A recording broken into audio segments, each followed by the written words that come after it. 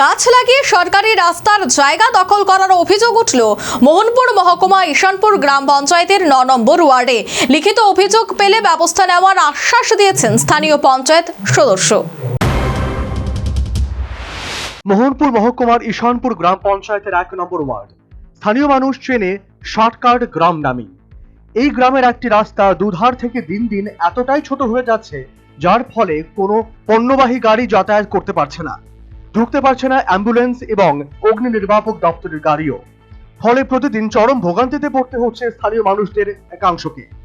গ্রামের দুই বাসিন্দা জীবন আচার্য ও হারাধন চক্রবর্তীর অভিযোগ, সরকারি হিসেব অনুযায়ী ১২ ফুট রাস্তা থাকলেও বর্তমানে ৮ ফুটও নেই।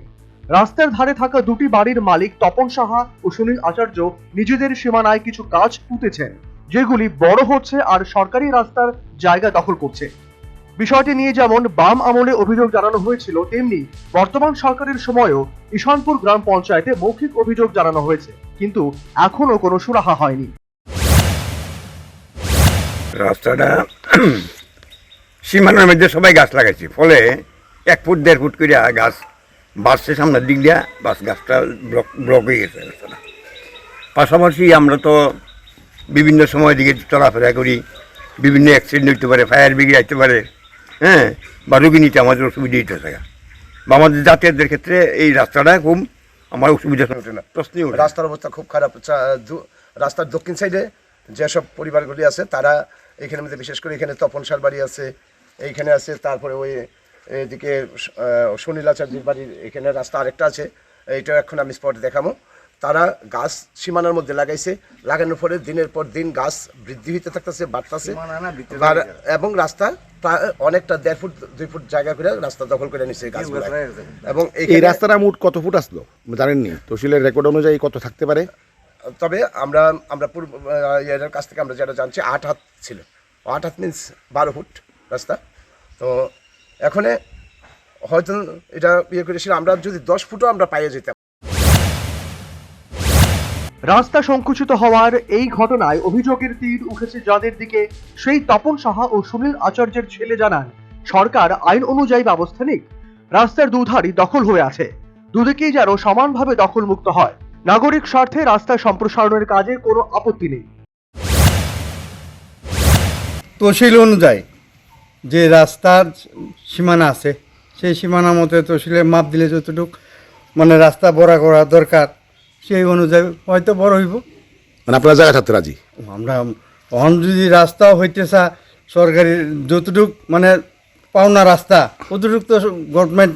সুনীল আচার্যের ছেলে। আমি সুনীল আচার্যের ছেলে, আমার নাম সজু আচার্য।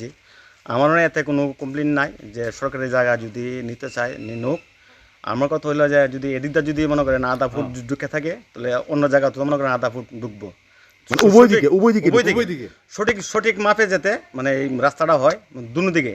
এদিক দিয়ে কিছু দেখা গেল যে কদিন আগে যে ওই সাপ্লাইয়ের পাইপ দিছে, পাইপের যে ইটটিও তারা সরকারি পাবে না, তারা নিজেরা কিন্তু লাইন করা দেখেছে যে সঠিক মাপটা, যে আমাদের দুই পাশে যে জায়গা রাস্তা থেকে যাতে এদিকে যদি আধা ফুট ঢুকে আধা ফুট আমরা দিতে রাজি আছি, ওদিকে ঢুকলে আধা ফুট দিতে রাজি আছি আমরা। সঠিক নিয়মে রাস্তা আমরাও চাই, জনগণের সাথে আমরাও চাই।